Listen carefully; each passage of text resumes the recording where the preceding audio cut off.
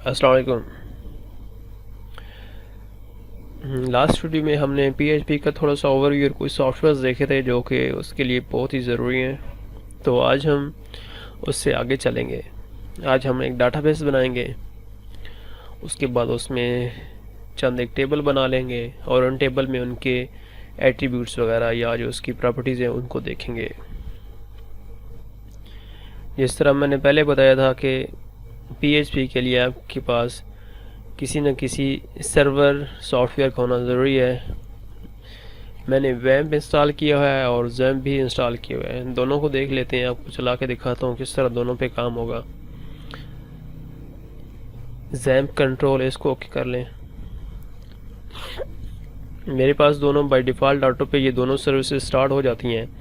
अगर आपके पास नहीं हो रही तो आपने मैन्युअली इनको स्टार्ट कर लेना यहाँ से। इसको क्लोज़ कर दें और कोई भी एक ब्राउज़र खोल लें, पैरा खोल लें, क्रोम खोल लें।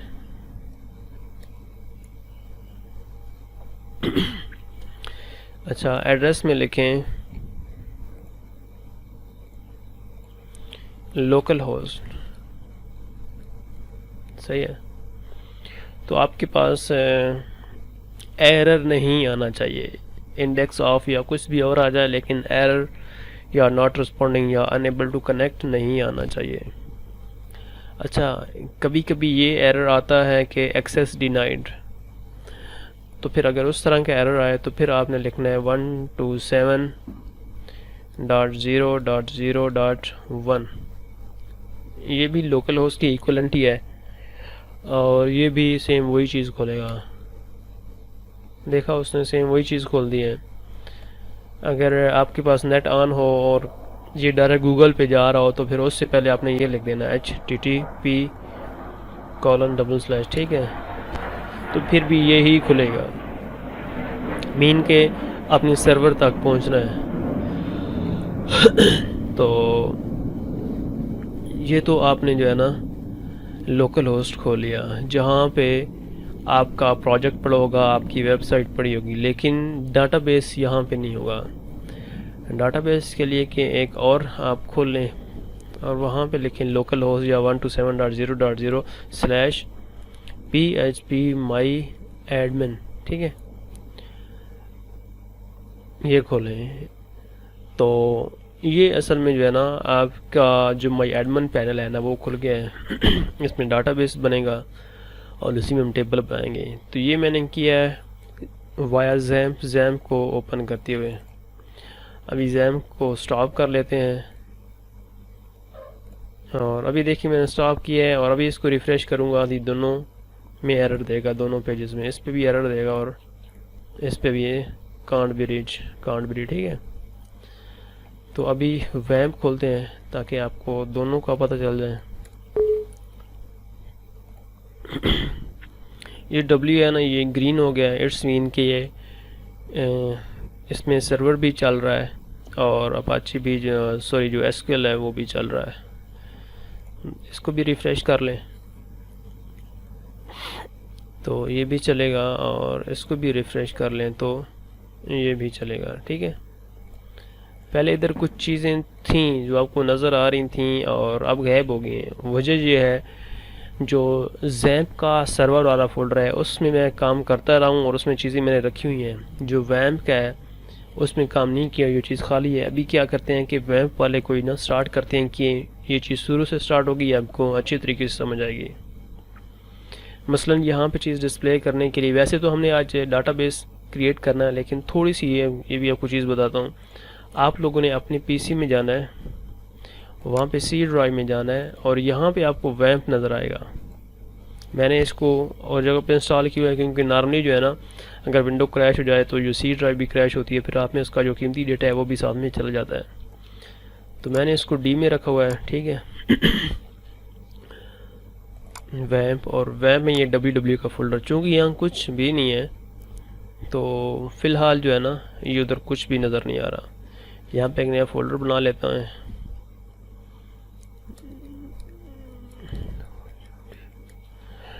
स्मार्ट सॉल्यूशंस के नाम से जैसे ही इसको रिफ़्रेश करेंगे तो अंदर आ जाएगा। उधर कोई वो फाइल डिस्प्ले करेंगे, कोई तस्वीर करेंगे, मतलब जो भी चीज़ होगी वो आपकी इधर से आप इस URL के थ्रू आप अपने सर्वर को एक्सेस कर रहे हैं, ठीक है।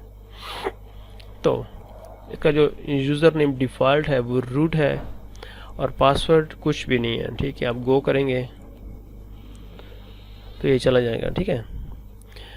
तो डाटाबेस क्रिएट करने के लिए आपसे सबसे पहले आप ये डाटाबेस टैब है, इस पर क्लिक करें और यहाँ पे आप नाम लिखना है, ठीक है, डाटाबेस का। हम क्या करते हैं कि एक स्कूल के नाम से डाटाबेस बना लेते हैं और फर्दर उसमें जो है ना टेबल्स बनाएंगे क्लासेस का और इस तरह करके, या स्टूडेंट का कोई भी बना लेंगे, ठीक है।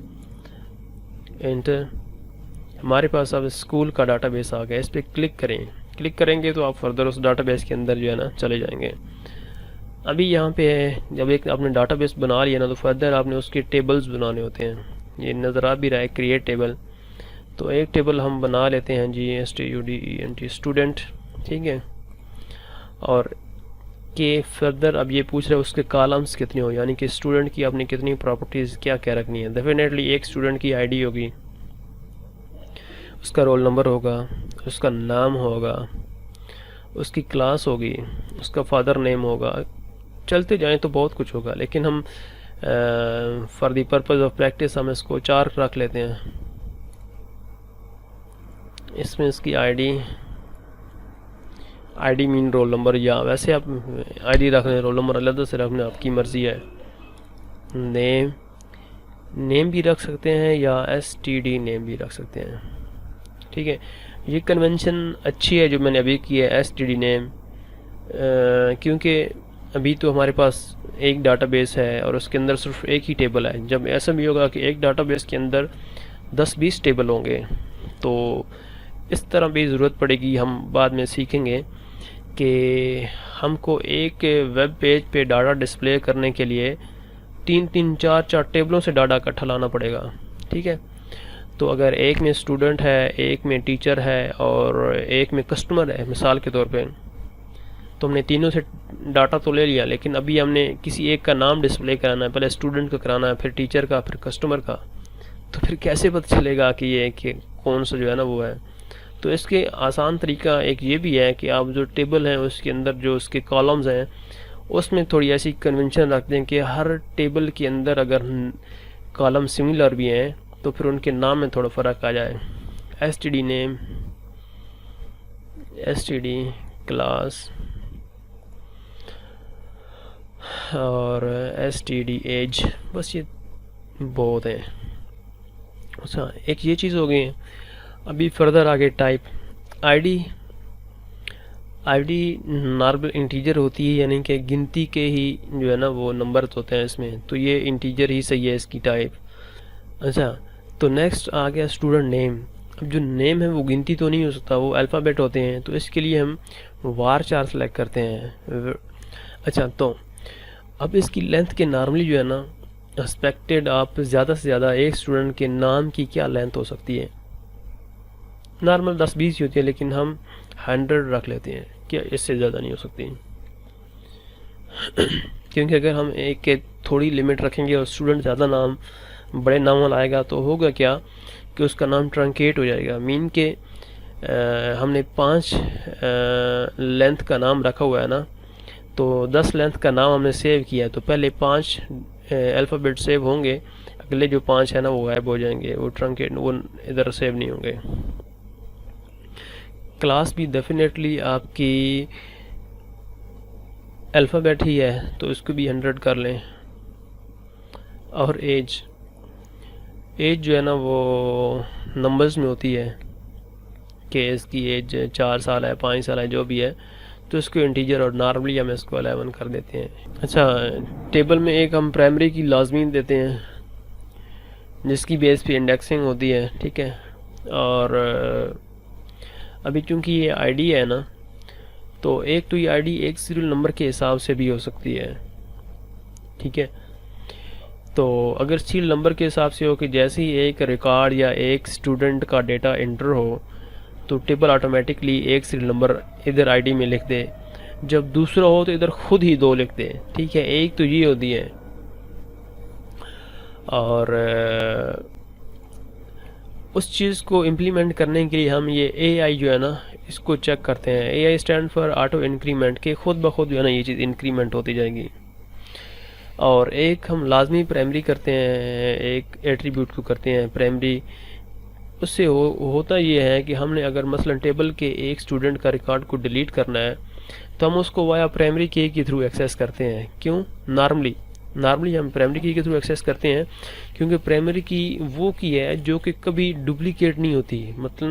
मसलन अगर आपने उसका रोल नंबर प्राइमरी की रख दिया है तो डुप्लीकेट नहीं होगा, बल्कि अगर आपने सेम रोल नंबर दोबारा एंटर किया तो वो कहेगा कि भाई ये तो आपने जो रोल नंबर वाली फील्ड है ये प्राइमरी की रखी हुई थी, तो ये डुप्लीकेट नहीं हो सकती। तो इसको आप और कोई रोल नंबर रखें। तो इसका लॉजिक भी ये बनती है कि अगर आपने एक स्टूडेंट किसी एक का रिकॉर्ड डिलीट करना है तो आपने प्राइमरी की अगर डुप्लीकेट हो सके तो फिर वो तो ज़्यादा का डिलीट हो जाएगा। आप ये कैसे फिर वो डिफ़ाइन करेंगे कि मैंने किस एक का करना है? तो प्राइमरी की जो है ना हम या आईडी रख लेते हैं जो कि एक जेनेरिक है, या फिर उसका रोल नंबर वो भी एक जेनेरिक है, या पीपल्स में CNIC नंबर जो कि एक जेनेरिक चीज़ है जो कि डुप्लीकेट नहीं होती। ठीक है, तो हम मसलन इसकी आईडी ही जो है ना वो प्राइमरी की रखते हैं, ऑटो इंक्रीमेंट और इंडेक्स में प्राइमरी। ठीक है, और ये सेव हो गया। तो अभी हमारे पास एक स्टूडेंट टेबल है, उसको हम ओके करते हैं। तो अभी चूँकि डाटा नहीं है तो कुछ भी शो नहीं होगा। और ये स्ट्रक्चर है, स्ट्रक्चर पे क्लिक करेंगे तो उसकी जो है ना जितने भी हमने कॉलम बनाए हैं वो इस शेप में आपके पास आएंगे, ऑटो इंक्रीमेंट, प्राइमरी और ये वो। तो अगर आप ये चाहते हैं कि बिसाइड्स प्राइमरी की कोई और भी ऐसा हो जाए, कॉलम हो जिसमें डुप्लीकेट चीज़ें ना हों, तो इसका भी एक और तरीका है कि आप मसलन कि आप चाह रहे हो कि इस क्लास में सिर्फ एक नाम का एक ही बंदा हो, ऐसा ना हो कि 2 आसिफ हों। मतलब आप चाह सकते हैं, ये तो आप और ज़रूरी नहीं नाम हो, आप कोई और भी कह सकते हैं। बेशक अभी इसका CNIC स्टूडेंट जो है ना वो 18 साल से ज़्यादा के है तो उधर CNIC की भी होगी, या अगर जो भी कोई और आपने ऐसा एट्रीब्यूट डालना जो उसको यूनिक रखना चाह रहे हैं तो फिर उसके अगेंस्ट जाके ना यहाँ पे यूनिक पे क्लिक कर देंगे। तो फिर जैसे ही एंट्री आएगी तो अगर वो यूनिक हुआ तो ही डाटा सेव होगा, एल्स अगर यूनिक नहीं हुआ तो फिर डाटा सेव नहीं होगा। तो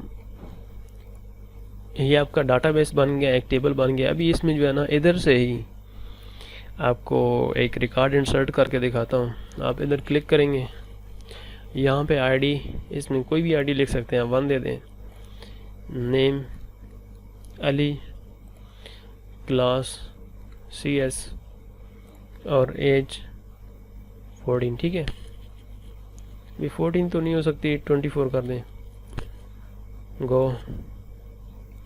तो अभी ये 1 रो इंसर्टेड और आपका डाटा से अभी आप ब्राउज़ में जाएंगे तो आपको रो यहाँ पे नज़र आ जाएंगी। ये देखें नज़र आ गई।